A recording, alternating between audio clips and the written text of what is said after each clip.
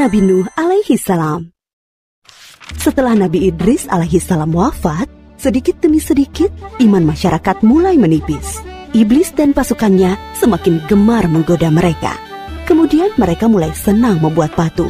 Mereka membuat patung untuk menghormati para pahlawan, leluhur, tokoh-tokoh yang sudah mati. Patung-patung itu diberi nama sesuai nama para tokoh itu. Dari sekedar penghormatan, lama-kelamaan mereka mulai menyembah patung-patung itu. Mereka percaya bahwa patung-patung itu mempunyai kehebatan dan kekuatan yang bisa melindungi dan menentukan nasib mereka. Di antara patung-patung yang disembah itu, ada 5 yang paling mereka agungkan, yaitu Wa'ad, Suwa, Yahud, Yauk, dan Nasr. Inilah asal mulanya manusia menyembah patung dan berhala. Tentu saja, ini semua hasil pekerjaan iblis dan pasukannya yang berusaha sekuat tenaga menyesatkan manusia agar tidak menyembah Allah dan masuk neraka bersama mereka.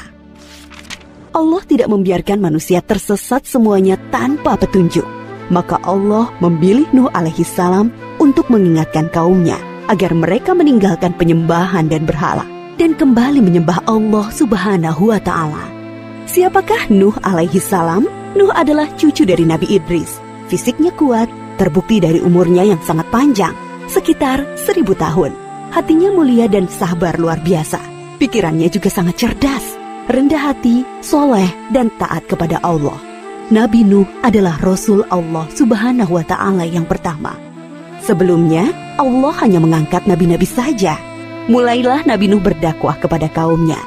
Nabi Nuh mengajak mereka untuk memohon ampun atas dosa-dosa mereka dan kembali menyembah Allah agar tidak terkena azab dari Allah. Sangat tekun Nabi Nuh mengajak kaumnya dengan berbagai cara, dengan terang-terangan di hadapan banyak orang, dengan diam-diam mendatangi seorang demi seorang. Berulang-ulang, siang dan malam, selama kurang lebih 950 tahun lamanya. Tetapi sedikit sekali yang mengikuti seruan Nabi Nuh. Kebanyakan dari pengikutnya ini adalah orang miskin dan pekerja kasar. Jumlahnya sekitar 80 orang. Yakni sebagian besar kaumnya tidak mau mengikuti ajaran Nabi Nuh. Mereka bersikap angkuh dan sombong dengan menutup rapat-rapat telinga mereka jika Nabi Nuh mulai berbicara untuk mendakwahi mereka. Bahkan mereka menantang Nabi Nuh agar mendatangkan azab yang diancamkan oleh Allah Subhanahu wa ta'ala. Nuh, sudahlah, berhenti bicara. Percuma, kami tidak akan percaya. Sekarang begini saja, datangkan azab itu pada kami jika kau memang benar. Kami yakin tidak akan ada azab yang menimpa kami karena kelakuan kami. Kau hanya berdusta. Nabi Nuh mengadu kepada Allah tentang pembangkangan kaumnya yang terlaluan. Allah berfirman bahwa memang pengikut Nabi Nuh tidak akan bertambah. Hanya 80 orang itu saja. Selebihnya mereka semua tidak akan beriman karena mereka sudah sangat sesat. Setelah jelas ketetapan Allah bahwa orang-orang itu tidak akan beriman, maka Nabi Nuh memohon kepada Allah. Tuhanku, musnahkanlah seluruh orang durhaka itu dari muka bumi. Mereka hanya membuat kerusakan dan melahirkan anak-anak yang durhaka. Kemudian Allah memerintahkan Nabi Nuh untuk membuat kapal yang besar. Pada masa itu ilmu perkapalan belum berkembang dengan baik. Allah mengajarkan ilmu itu kepada Nabi Nuh. Maka Nabi Nuh bersama pengikutnya membuat kapal besar terbuat dari kayu. Kayu itu didapati dari pohon-pohon di hutan di sekitar mereka. Ejekan kaum Nabi Nuh semakin menjadi-jadi. Melihat pembuatan kapal itu terasa aneh bagi mereka. Apalagi mereka tinggal jauh dari laut. Lihatlah, terbukti bahwa Nuh gila. Apa itu? Bikin kapal ya? Untuk berlayar di hutan.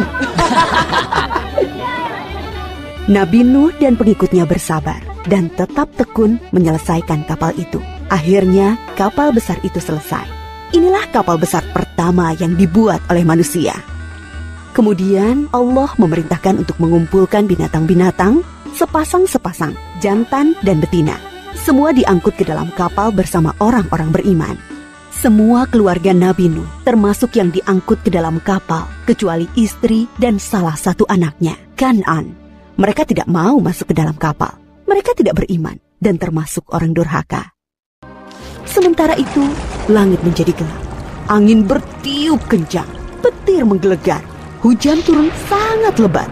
Dari dalam tanah memancar air yang semakin deras. Juga dari dalam rumah-rumah penduduk, dari dapur-dapur mereka. Dengan cepat, air membanjiri bumi. Makin lama makin tinggi, menenggelamkan rumah, pohon-pohon, dan tentu saja orang-orang di luar kapal Nabi Nuh. Ketika Nabi Nuh melihat sekelilingnya dari atas, tampak putranya, Kan'an, sedang menyelamatkan diri dari banjir. Karena kasih sayangnya kepada anaknya, Nabi Nuh berseru, Anakku sayang, masuklah ke dalam kapal ini. Tidak ada yang bisa selamat dari azab ini kecuali yang berada di dalam kapal. Tidak, ayah. Aku akan memanjat bukit yang tinggi. Pasti aku akan selamat. Tiba-tiba datang gelombang besar dan Kan'an tidak terlihat lagi. Dia termasuk yang dibinasakan. Nabi Nuh sangat sedih, tetapi beliau menerima keputusan Allah. Di dalam kapal, Nabi Nuh bertasbih, memohon ampun dan berdoa tidak henti-hentinya bersama orang-orang beriman. Setelah beberapa hari, Allah memerintahkan bumi untuk menelan banjir itu. Hujan berhenti, air pun surut masuk ke dalam tanah. Kapal pun berlabuh di daratan lagi. Orang-orang beriman keluar dari kapal dengan tetap bertasbih, syukur yang tiada terkira. Mereka memulai hidup baru tanpa gangguan orang-orang kafir yang sudah tenggelam, dibinasakan Allah karena kesesatan mereka. Kisah Nabi Nuh memberikan kita pelajaran bahwa durhaka kepada Allah dan tidak patuh kepada Rasul utusannya membuat manusia ditimpa azab di dunia ini maupun di akhirat. Halo teman-teman, subscribe di tombol merah di bawah ini ya. Like dan share juga di media sosial teman-teman. Dan satu lagi, isi komentar, usulan, atau saran juga ya. Terima kasih.